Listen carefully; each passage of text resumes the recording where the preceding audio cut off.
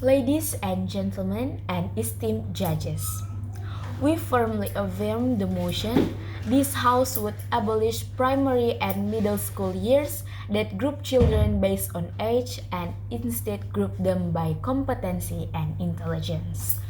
This shift in the education system represents a crucial step toward fostering a more effective, equitable, and student-centric learning environment.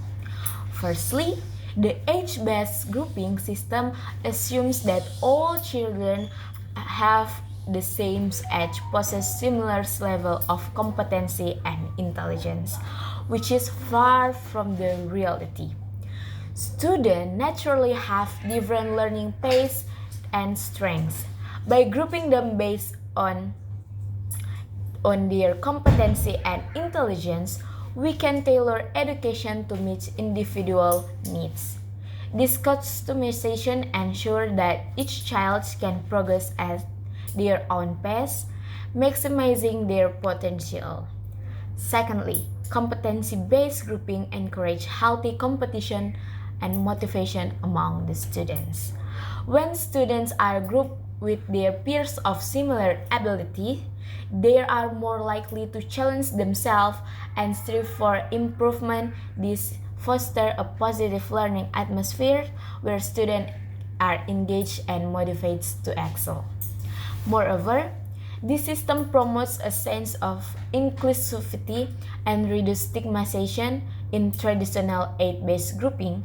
Children who may be younger or older within their class can face social and emotional challenges.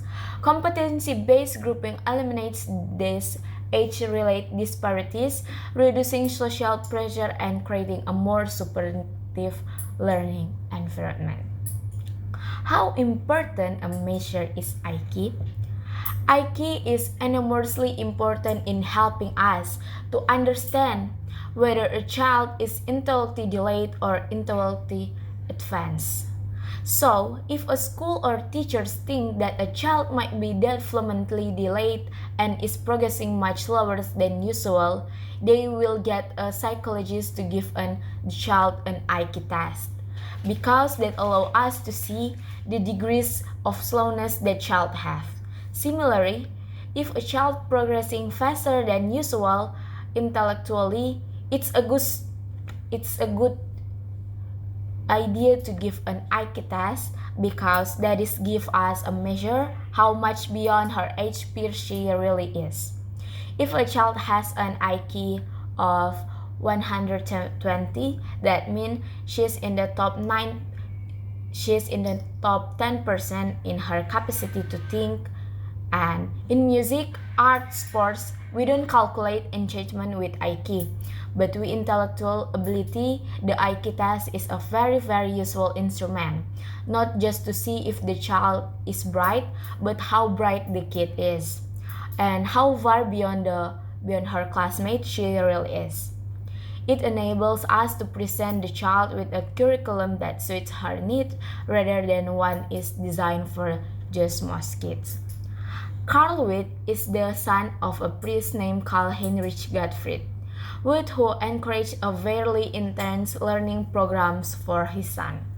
When Carl was 9 years old, he was able to master 5 languages. In 1814, when he was 13 years old, he became a doctor of philosophy at the University of Gießen, Germany. Witt also became a lawyer and reportedly made several trips, such as trip to Italy in 1818 to achieve his goals. However, he was more interested in poetry until he finally recognized as the youngest Dante doctor in the world. His name is listed in the Guinness World Records as the youngest doctorate. This is proof that age is not a key factor for someone enter a higher level than their age criteria. In fact, many young people can be more successful than those who are older. This also shows that age is not a measure for entering a higher level. Furthermore, this approach prepares students for real-world scenario. In professional settings, Individuals are evaluated based on their skills and competency, not their age. But by transitioning to a competency-based system, we better align on our education system with the demands on the job market, ensuring that students graduate with the practical skill needed success in their careers. Quote from Northwestern Center for Talent and Development: the study, what 100 years of research says about effect of ability, grouping, and acceleration on K-12 students. Academics achievement finding of two second-order meta-analysis was conducted by Seing Steenbergen Hu and Paula Olszewski-Kubelis, two researchers from Center of the Talent Development at Northwestern University and Matthew McCall of Duke University Talent Identification Program. The author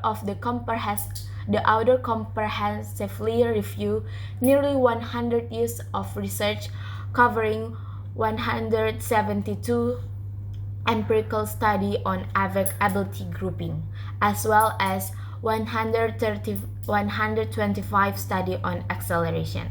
The research and review find the following. In comparison to their peers and receive traditional non-ability group instruction, students benefited from the within-class grouping, which often involves teachers assigning students to several small homogeneous groups for instruction based on prior achievement or learning capacities. The benefits were even greater when students were grouped across the grade level for specific subjects, especially reading and high achieving, and given students were grouped together for instruction. Students will accelerate their learning through the various methods such as skipping grades, taking advanced placement courses and exams, or entering school or college earlier, significantly outperform that their accelerated peers of the same age, and perform just as well as older students who were not accelerated. Strong literature exists to support grouping and acceleration, yet these practices are currently underutilized within school. The author of this study hopes the finding will increase educators' and confidence in employing grouping and acceleration strategies to meet the learning needs of academically advanced learners. The use of ability grouping has a very good impact on the child's futures because at this time, children should no longer be required to master all areas. Grouping based on academics competence and talent interests make children better recognize their own abilities so that they can focus on exploring the field they are good at. There are some people who are born with more intelligence than the average person. This only strengthens the argument that not everyone of the same age has the same abilities, and also to strengthen my arguments that age is not determinant of a person's intelligence. Age is just a number. We can see in our daily life that there are several groups and people who, although they are expected to be more mature and have more intelligence, still act childish.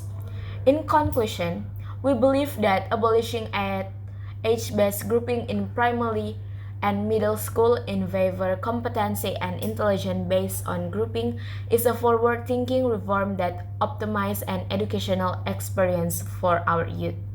It recognizes and accommodates the unique ability of each student, motivates them to excel, foster an inclusivity, and better prepares them to challenges of adulthood.